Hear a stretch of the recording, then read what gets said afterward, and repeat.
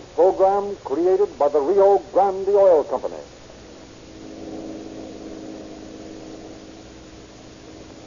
Long Beach Police calling all cars. Attention all cars to broadcast 68. The bank holdup. Suspect age 42. Height 6 feet. Weight 200 pounds. Red hair. Slight accent.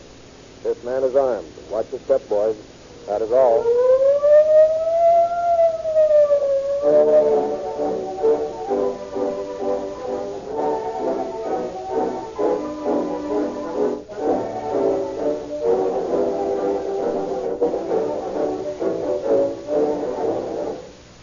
I would like to read a telegram just received from the head of the Rio Grande gasoline refinery. He says, we technical men at the refinery appreciate your truthful advertising of Rio Grande cracked gasoline. We are glad to testify that gasoline made by the Sinclair cracking process will more than live up to any claims you make in advertising.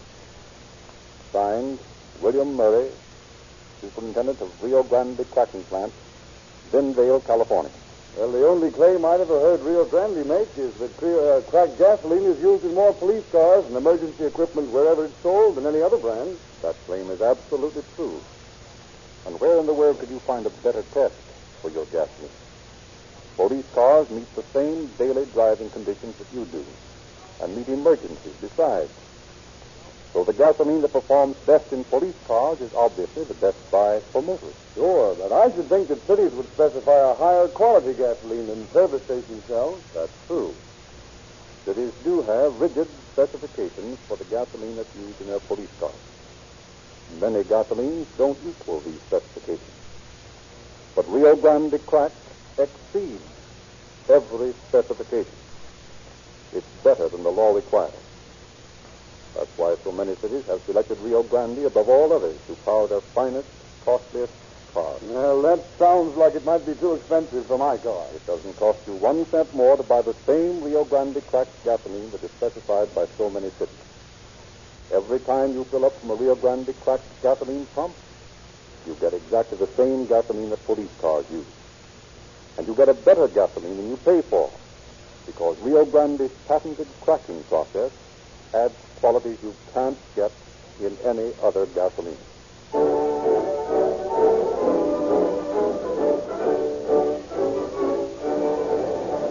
And now it is our pleasure to introduce Detective Sergeant A.H. Wambacher of the Long Beach Police Department.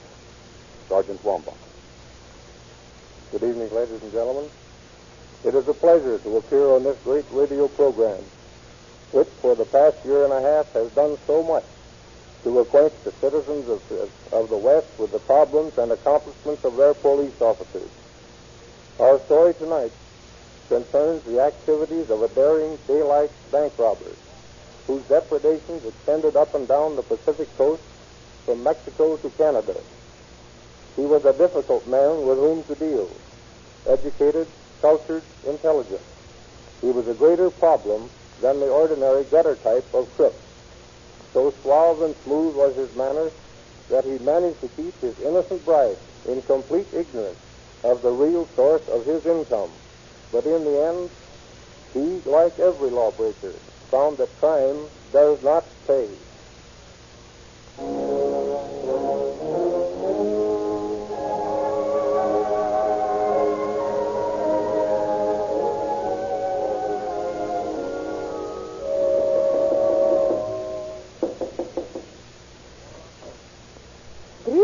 You're late. I'm sorry, Tanya, but I was delayed.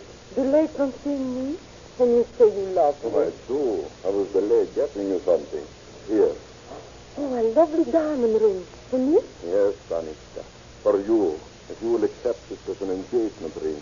Oh, it is beautiful. Oh, you are so good to me. I love you. I cannot tell you in words. I brought my violin with me.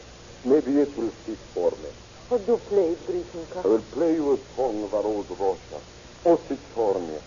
It might have been written for your smoldering black eyes.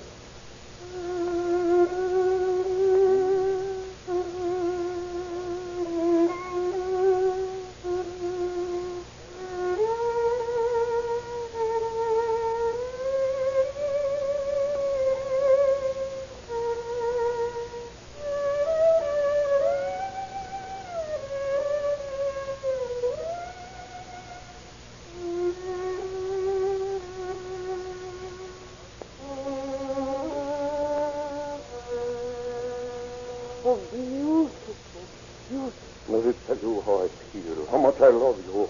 Yes, Brito. Oh, Danica, will you marry me?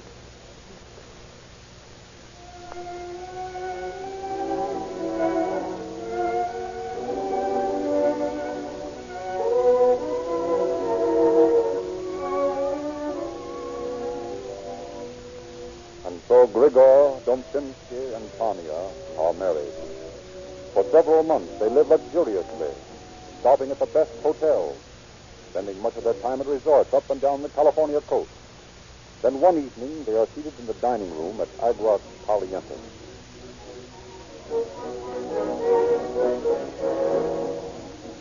You're enjoying yourself, Danica. Oh, it has been wonderful. The last 5 months have been the happiest in my life. After all I suffered during the days of the revolution, I never hoped to be so happy. That's fine. I'm glad. Waiter, senor, bring us another bottle of champagne. Gordon Rouge 26. Si, senor. It'll be our last bottle of champagne, my Danica. Our last? Why? We must leave here tomorrow. Where will we go then? I don't know. Oh, I would like to go back to Santa Barbara. We had so much fun there. No, Danica, the fun is over for a while. What do you mean? There's only $20 left. What? You did not think, Danica, this money lasts forever, did you? I didn't know. I did not Well, think. don't worry. We'll have some more soon. Where will you get it? I have made a connection. A connect? Are you going into business? Yes, not exactly. I have a friend who's a bootlegger. Bootlegger. But Grigori, that is against the law. That is a foolish law. The people of this country do not want it. They want liquor. There is money in selling it to them. Yes, but... What difference does it make to you, my amusing car? As long as I can get you pretty things and take you a nice place. But you might be arrested. They might send you to prison. Oh, no. You can always get out of trouble, even if you are arrested for bootlegging. But there's little worry of that. My friend is very powerful. But Grigori, I don't like Now, it. don't worry yourself about it at all. I'll get the money, and all you have to do, Danica, is to spend it.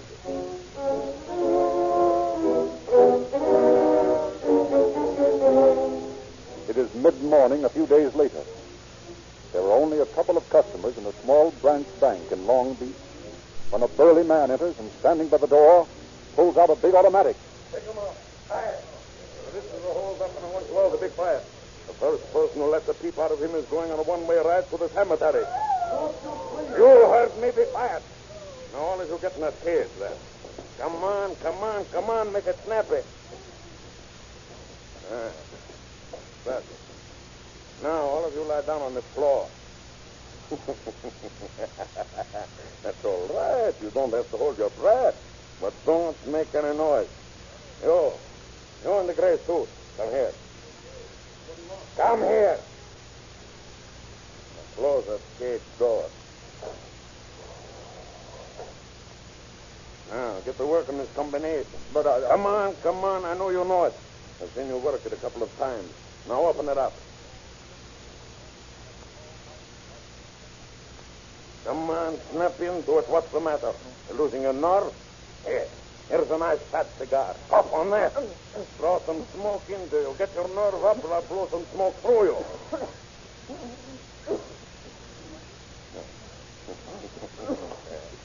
Yeah, that's more like. Now get back there in that cage. Get down on the floor and stay there. You remember, while I'm emptying this safe, I've got my gun right on you. This,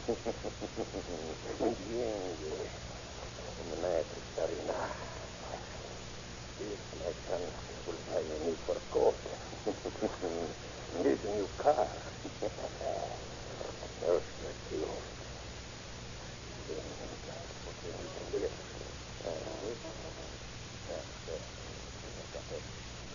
Now listen. Don't try calling for help for 5 minutes. It won't do you any good anyway. You'll never take me alive. Don't pray no for that. You'll never take me alive.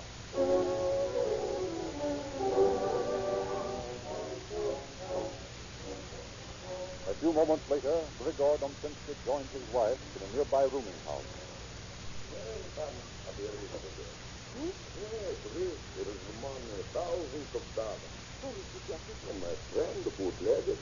Oh, did you have to do for this? What? I'll go across up to Los Angeles for you. But it doesn't seem possible. There's money in bootlegging, my Tanisha. Please, sir. Your hair's red around the edges. Why is that? Oh, that?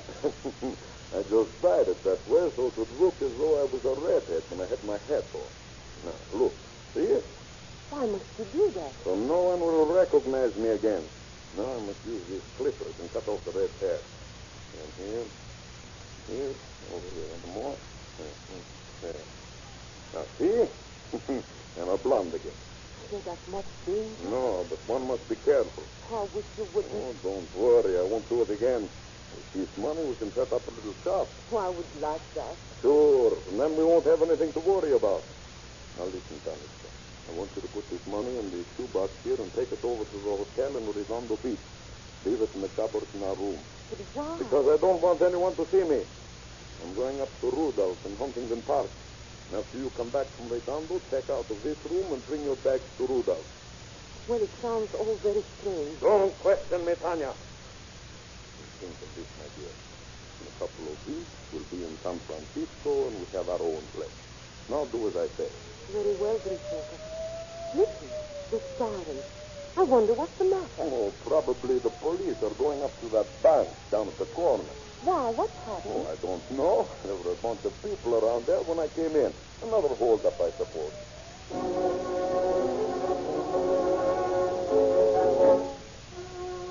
While Domczynski busies himself clipping his shaggy, dyed locks, Sergeant Joe McClellan has arrived at the bank and is questioning the frightened employees. Now, what does this man look like? Well, he was 7 feet tall. He was right He here. wears a black Now, hat. wait a minute. Not all at once. You, ma'am, can you describe this man? Yes. He was a big fella, and I was just standing at Mr. Martin's window getting some shopping money. They're running his trail down with the mark. Yes. My wife told me all about that this morning. Now, what did the man look like? Oh, yes, of course. He was a big man, if I see. Yes, I heard you. And he had red hair.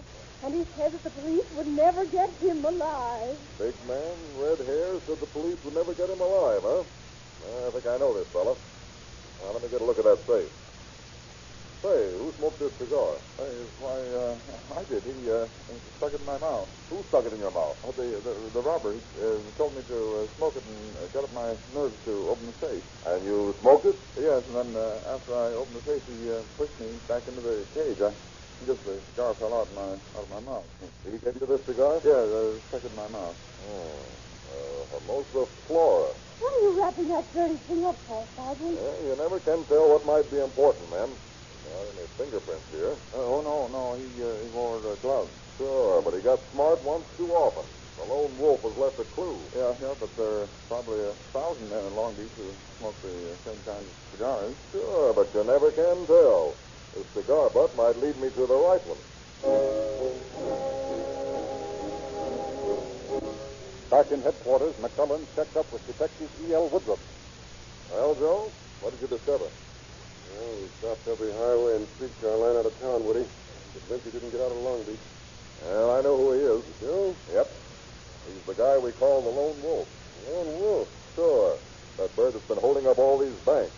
The guy that always boasts he won't be taken alive. Sure, I remember the guy. Described as a big guy with red hair. Yeah, that's the one. He thought we could knock him over. He's wanted all up and down the coast. I know he is. I got a hunch about him. Yeah, what's that? Well, you've bottled up the highways and the streetcar lines out of town. He hasn't left, has he? Oh, sure of that. Okay, then he's still in town. Yeah, but where? That's where my hunch comes in. I think he's hiding in some rooming house right near the bank. Why? Oh, I don't know why, but that's the way I feel about it. You want to look over the neighborhood with me? Sure. Come on.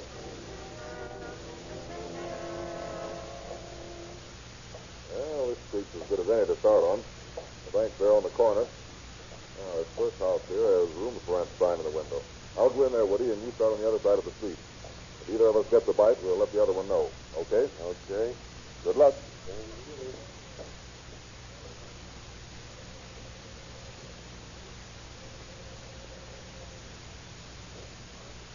What is it? You rent rooms? Yes, I have one for rent. Does a big man with red hair room with you? No, why? Or do you know of a big man with red hair in the neighborhood? No, I'm sorry I don't. Why do you ask? He's a friend of mine. Well, he's not here. Thank you very much.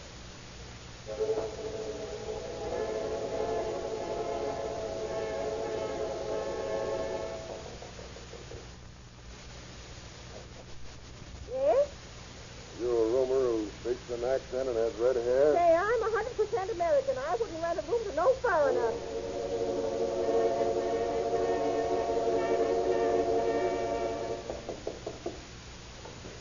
Good morning, little girl. My mama says she doesn't want any. Tell your mother I'd like to speak to My her. mama says she doesn't want any. But I want to talk.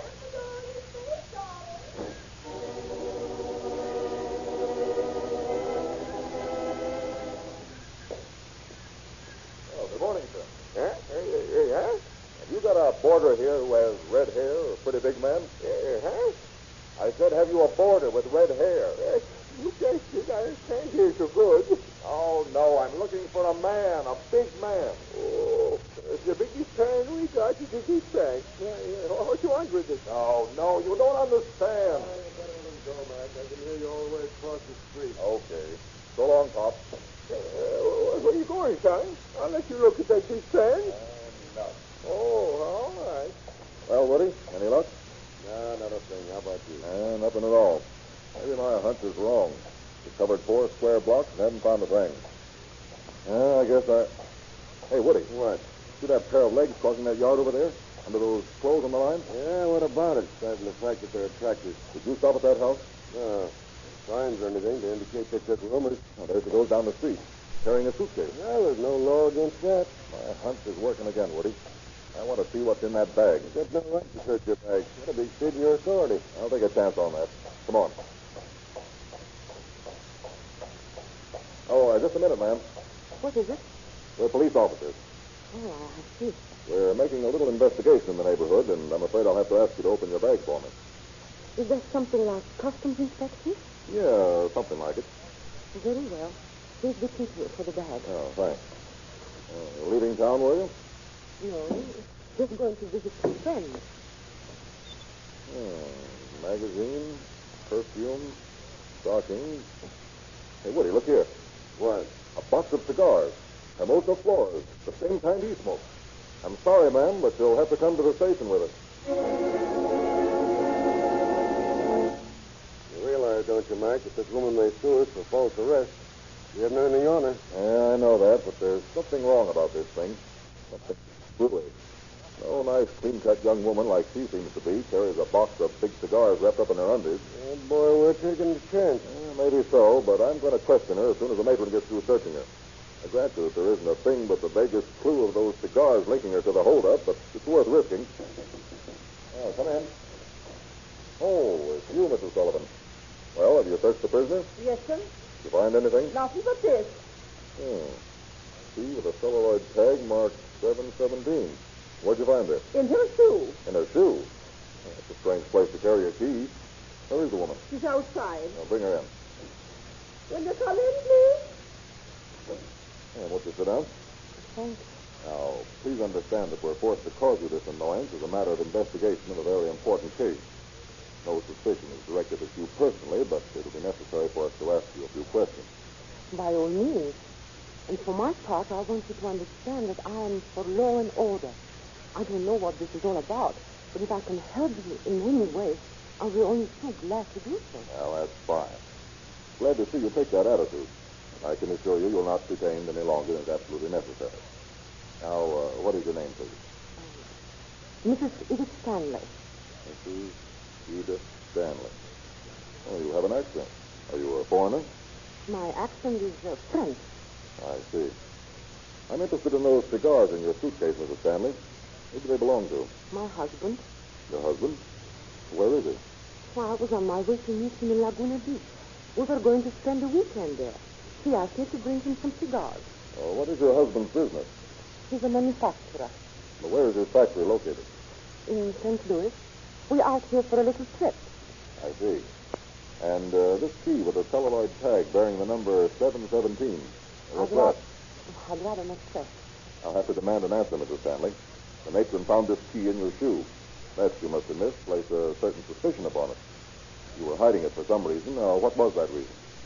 May I count upon your honor as an officer and a gentleman? Naturally, You will keep this confidential. as far as duty permits. As you can see, I have no connection with any investigation you're making, and this key, it's a personal matter, a very personal matter. Nevertheless, I must insist you tell me what this key opens. It is the key to the apartment of a friend of my husband, who has become a very good friend of mine. I couldn't help it. It just happened. With my husband, as you know, it would make me terribly jealous. He might do anything to me, and to this friend of ours. I see. Well, Mrs. Stanley, that's your problem, not ours. And certainly we haven't the time to interfere in your domestic problem. Oh, thank you. I trust you'll forgive our detaining you. Of course. I may go then. Very shortly. The matron will make you comfortable. But why? Just a routine matter of checking up on your identity. Oh. Take Mrs. Stanley away, Mrs. Sullivan. Oh, but... And treat her with every consideration. Yes, sir. But you said... It'll only be a matter of a couple of hours, Mrs. Stanley. Oh, but you mustn't. You can't. Come along, ma'am, and quietly, please. Yeah, you're crazy, Mac. You told a plausible story. Too plausible.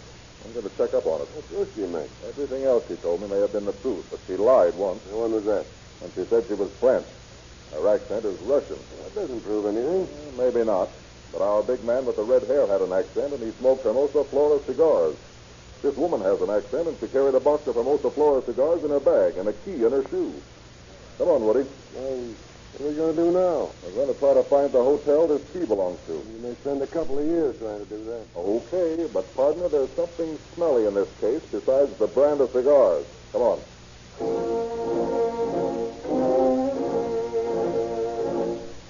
At rooming houses, at small hotels, at large hotels, at locksmiths and hardware stores, the two detectives inquire for information regarding the mysterious key. The day slowly passes in futile, fruitless searching. And then, early in the evening, discouraged, they enter a small hotel on the pike. Yes, sir, gentlemen. Like a nice room looking out over the ocean? No, not tonight. We're from orders. Oh, I see. Well, what can I do for you? Do you use a key like this here? No. No, our keys have metal tags on them like this, see? Well, have you any idea where this key might come from? Let me look at it. Oh, sure, I know where it's from. You do? Where? Why, the beach house at Redondo. I worked there last summer. That's one of their keys. The beach house at Redondo, huh? Okay, buddy, thanks. Come on, Woody.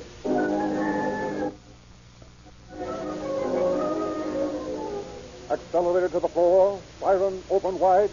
McClellan and Woodruff streak northward to Redondo Beach. At the beach house, they interview the manager. Is this one of your keys? Yeah, why? Who's it belong to? What do you want to know for? Who are you? McClellan of the Long Beach Police Department. Well, you must be on the wrong track. Folks who occupy that room aren't the kind of people police are looking for. Well, who does occupy the room? And his wife by the name of Dumchinsky.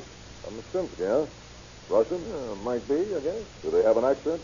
Yeah, I think they do. Well, you see, Woody, it all fits. Yeah, so far. Well, they're fine people. The man's a musician. Plays the violin. They're just from New York on a vacation. Well, the story changes. They're from New York this time, Woody. Are these people in? No, I don't know. Ring their room. If they answer, give them some alibis. Say you made a mistake or something. But look here, these folks are on the level. Ring their room. We haven't any time to waste. Oh, very well.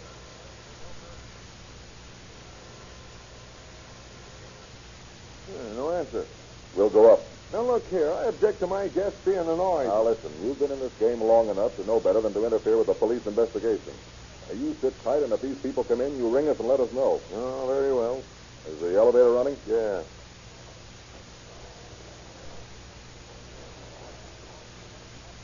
Well, looks pretty good, Woody. Yeah, but I'm not convinced yet. I don't believe in circumstantial evidence. Hang too many innocent people. Now, hold your horses, partner. You can never tell what sort of evidence we might turn up. Well, here we are. Well, where's 717? Right here, across the hall. Fine. Hear anything? Get your gun out and let's go visiting then. Right. I open the door, you cover the room, and I'll snap on the light. Right. Nobody home. Well, let's take a look around. Nothing in this drawer but some playing cards. Here's a violin case and a table. Open it up.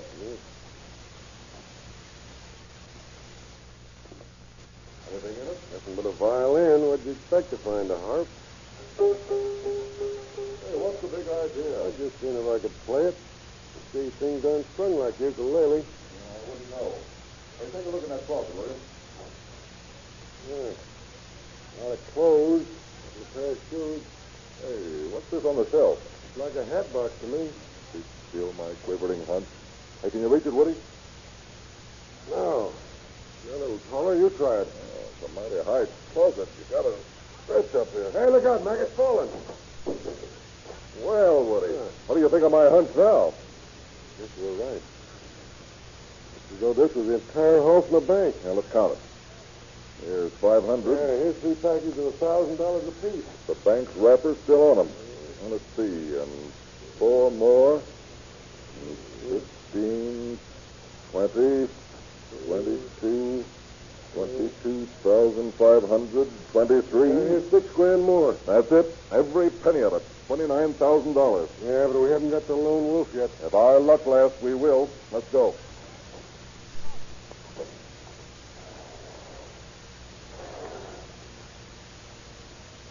What we need now is a stakeout on this spot. Yeah, the boys here in Redondo Beach will help us on that. You got that, dough? Right here under my arm. Oh, now maybe this wise guy will believe us.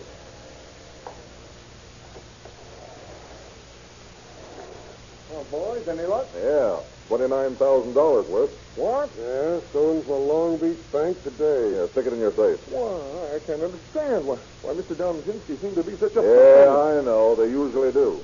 Any mail in his box? Yeah, a letter came for him today. Let me see it. There you are. Oh, Igor Domshinsky. Been sent to an address in Huntington Park and forwarded here. Nothing important, Mac? No, but apparently our man's a good friend of the people in Huntington Park. This bird that's writing the letter sends best regards to Rudolph and his family. Yeah, our next call's in Huntington Park, then. Right. What do you want me to do with this money? Keep it in your safe. We'll be back for it. And if Domshinsky comes in, don't say anything about us being here. In a few minutes, some officers will be here to wait for him. Very well. But I can't believe such a fine man that you're such an awful thing.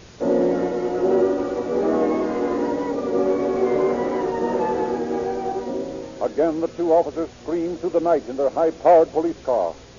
And as they decimate the distance separating Redondo Beach and Huntington Park, Chief Yancey of Long Beach and the shotgun squad, warned by McClellan, is also heading for the Huntington Park address. It is close to midnight when the two officers quietly approach the house. An old man is seated reading in the front room. McClellan taps gently at the door, fearing to sound a general alarm by ringing the bell. A moment later, the old man answers the door. Is Mr. Domshinsky here? Right.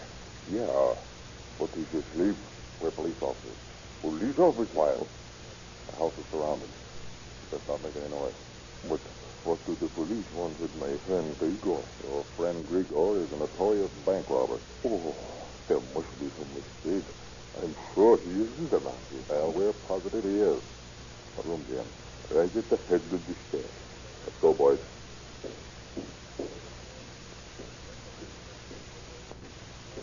And be ready for anything. This guy's tough.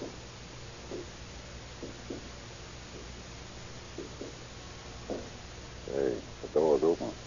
Yeah. There he is. The moon shining right across the bed. Turn on the light. Come on, Domshinsky. Wake up. You're under arrest. Why, Keep your hands away from that fellow. I'll empty this shotgun into you. Step the cuffs on him, Tom. all right. Forgot me. What you got into the pillow, Woody? A lead pipe and a 45. Well, Domshinsky, I thought you said we'd never take you alive. I didn't intend to shoot.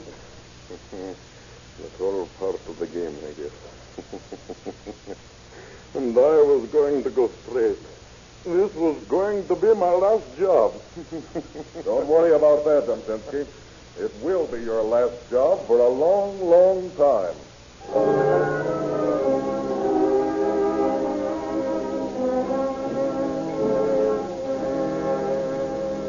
Domshinsky confessed and pled guilty and was sentenced to serve 40 years in San Quentin Penitentiary. Should he ever be paroled, he faces trial and possible conviction in the state of Washington for a bank holdup in Seattle. His poor, misled bride was quickly released from jail, heartbroken and disillusioned at the revelation that her husband was a bank robber. out of deference to her feelings, wherever she may now be. In tonight's broadcast, we have referred to her and her husband by fictitious names. The story you have heard tonight is true. These weekly dramatizations are based upon facts obtained by Rio Grande investigators from confidential police files. Because Rio Grande provides the cracked gasoline which powers police cars in so many large western cities, we are in close touch with police work. Tonight, Rio Grande has entertained you. Tomorrow, Rio Grande will thrill you. Just fill your tank with cracked gasoline, and Rio Grande will give you police car performance in your own car.